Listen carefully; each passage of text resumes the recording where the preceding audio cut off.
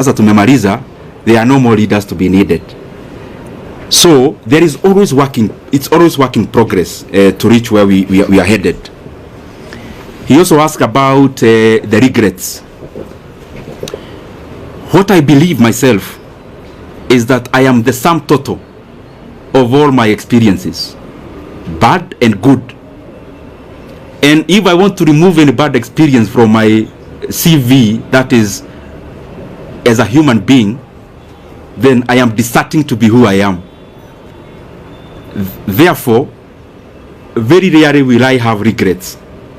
What I'll have are lessons to do things better. Not about only doing, to treat people better. And if at some point you feel that you've been wronged, I always believe it's an opportunity for you to know how to treat people better when you are at a vantage point. And therefore, no much regret. Yes, my brother. My name is Mike from Ndindi Nyoro. Now, kwa vile kuna masuala kadhaa umeguzia pale kuhusiana na uhusiano wako na wakazi wako wa Kiharu, ulichaguliwa moja kwa moja kwa sababu haukuwa na vibango vile kuduza. Vile vile ukasema kwamba hakuna yeyote aliyekupigia simu kuhusiana na kazi yako na uhusiano wako wa kikazi. Na labda uhusiano wako na Rais William Ruto umekuwa vipi hivi karibuni, na labda kabla ya kubanduliwa ofisini kwa aliyekuwa naibu rais, uhusiano wako na Rais William Ruto ni upi hadi kufikia sasa? Je, amesema na wewe ndio wote ule? Umesema na aliyekuwa naibu rais wote kule? Uhusiano wako vile vile na aliyekuwa naibu rais ni upi hadi kufikia sasa? Mheshimiwa, swali langu ni Ronny kutoka idhaa ya Moreni. Your name is? Ronny. Okay. Swali langu kwako ni kuhusiana na utendakazi na mchakato kazi wako katika eneo bunge la Kiharu. Binafsi tulitembea huko na tukafanya taarifa kuhusiana na kuimarisha elimu na kuipatia makala ya elimu bora na si bora elimu.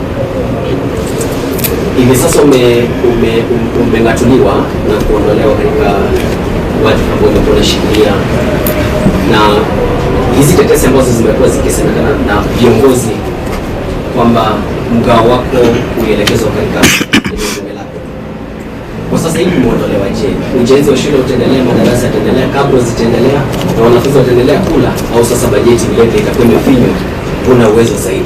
Okay. Kidogo tu, the reason you see me I'm saying chache so that I don't also get lost. Let me answer the two very specifically. Mike, you asked about the relationship with our leaders. The position I held is a consultative position in terms of before a decision is made, there has to be a lot of consultations. But as I said before, because I also don't want to discuss personalities today, the position or the answer I gave before, I think it answers many things. That I have not had any conversation directly or on phone with any leader of our coalition in regards to the position I used to hold. And I think if you look at it, it answers many things also, which I also don't want to go into. In terms of the relationship with other leaders, I respect everyone. I mean, I'm one of those people who believe there's no person who becomes a leader by just being fetched from wherever. There is always a process they go through. Because I am one, I know. And therefore, in terms of you've asked the relationship between the president and the former deputy president, the position I hold is that I respect every leader. And I could have things I need to talk about. I could have reservations on decisions made. But I don't think it has been within my role to talk about those things, especially in public. The other thing in that question is that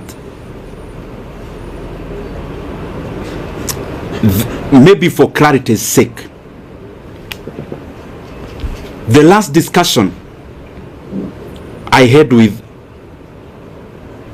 the president of the country, the last political discussion, either a chat or a discussion as it were, was before October of last year. And I would not want, and you permit me to do that, not to discuss any further about any leader, because as you're all aware, I stopped serving in my position. It's barely a week. I also need to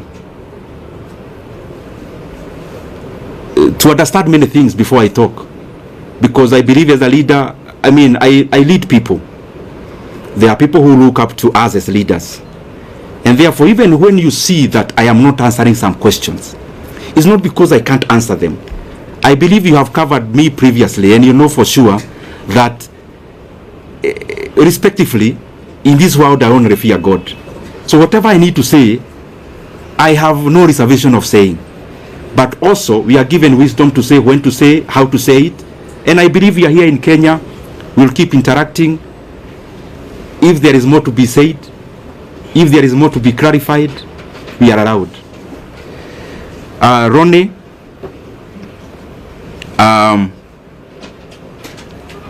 he has been to Kiharu, by the way, to cover achana na taoja hii maji ya dimu kidogo ndio mkiuliza swali kwa ikuwe sawa. Ronnie, you've been to Kiharu and I am grateful, and by the way I want to request anyone who would want to come to Kiharu to look at what you've been doing. We are more than glad to host you. We don't do these things, especially of hosting people, because we want to blow our own trumpet. We do these things because I am convinced that if leaders started competing on the basis of what they are doing, the country would become better wholesomely.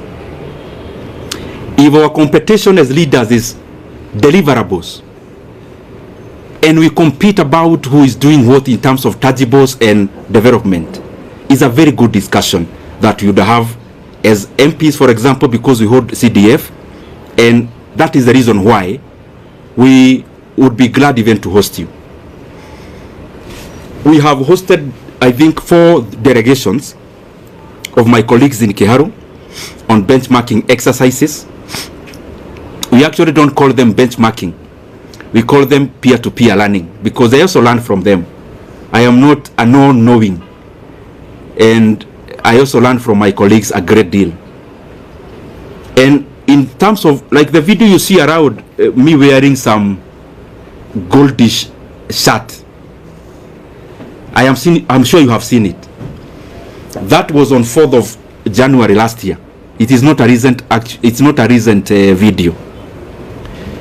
And we have been doing those things primarily because I think at some point I was not doing the right thing, and at some point I learned. And therefore I feel that if I share my experiences with anyone, and I also learn from them, the management of public resources becomes better. If Kiharu improves, any other Mvita improves, if Ebakasi East improves,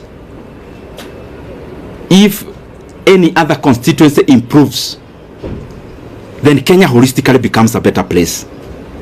And I want to underline, the leaders who come to Kiharu, they don't come to learn because I am all-knowing and I know everything. I also learn from them, and that is why I also go to their constituencies to learn what they do. And I also know majority are trying their best. Specifically to answer you now, is that the projects you saw in Kiharu, majority of it that we have done in our learning institutions, I actually did in my first term. In my first term, I was a member of a committee called Regional Integration. I think I have answered you. So I'll still call you next year. I hope we'll still be doing better, hopefully.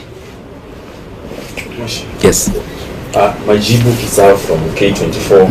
Kuna swali mwenzangu alikuwa ameuliza kwa kifupi tu kuhusiana na wale wabunge ambao walikuwa wanakejeli kwa labda kujilipizia pesa kuwatumikia wakazi wa Kiharu.